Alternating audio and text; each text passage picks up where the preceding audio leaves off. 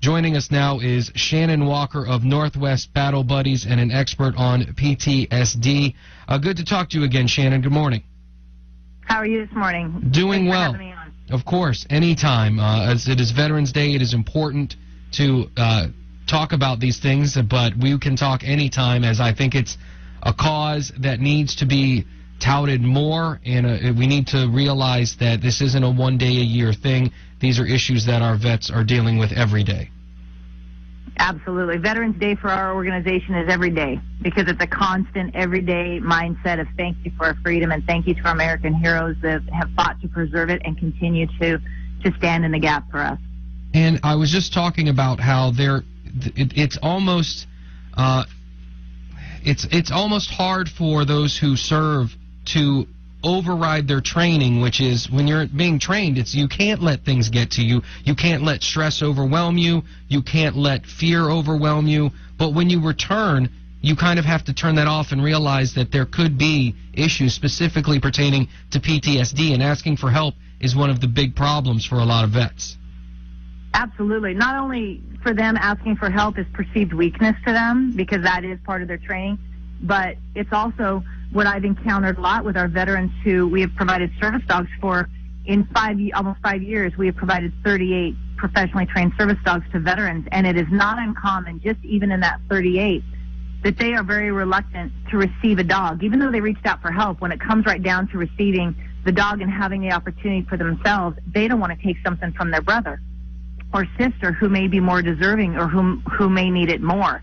And so we have to, I talk to them and I tell them that they're the inspiration. They're the ones that are going to inspire the others to seek help, to move on to a future of independence and freedom, and to be that example and that light to encourage the other brother to ask for help, and that it's okay. It's not a sign of weakness.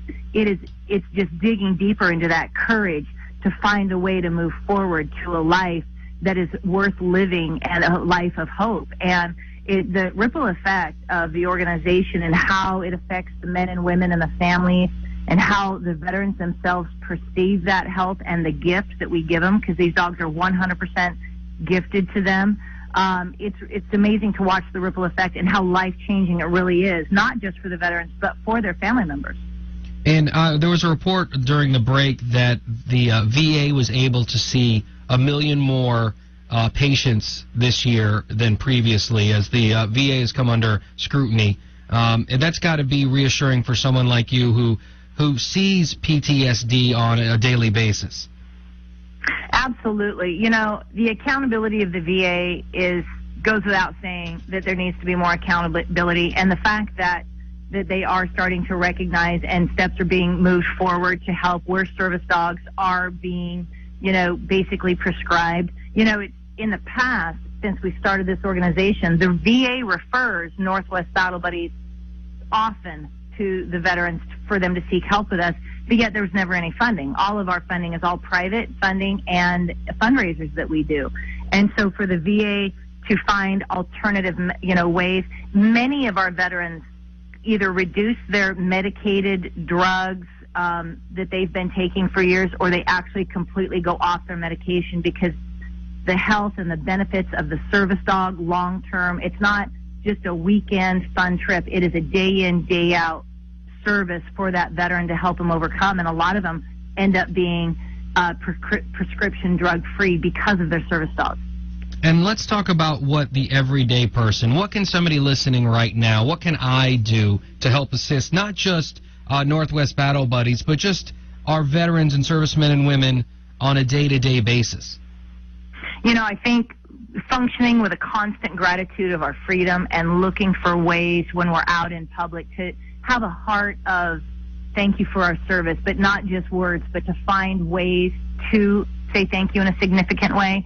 So even in people in their own area, finding organizations that they can partner with and join forces and bring their own gifts and talents to help support that organization. Because when you are, if it is through a 501c3, you are reliant on the people joining with you in heart and mind and resources to further your mission statement. And our mission statement is to empower, combat veterans to a life of freedom by providing a highly trained service dog. And so along that way helps tremendously. But I think it starts with a day in and day out gratitude that we are willing to not just say, but put action behind it.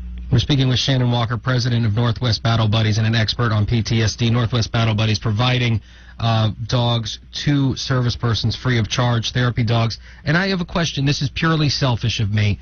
When it comes to training the dogs, if there is a dog that doesn't meet your standards, what happens to them? We find them a forever home. Okay, because I'm looking for dogs.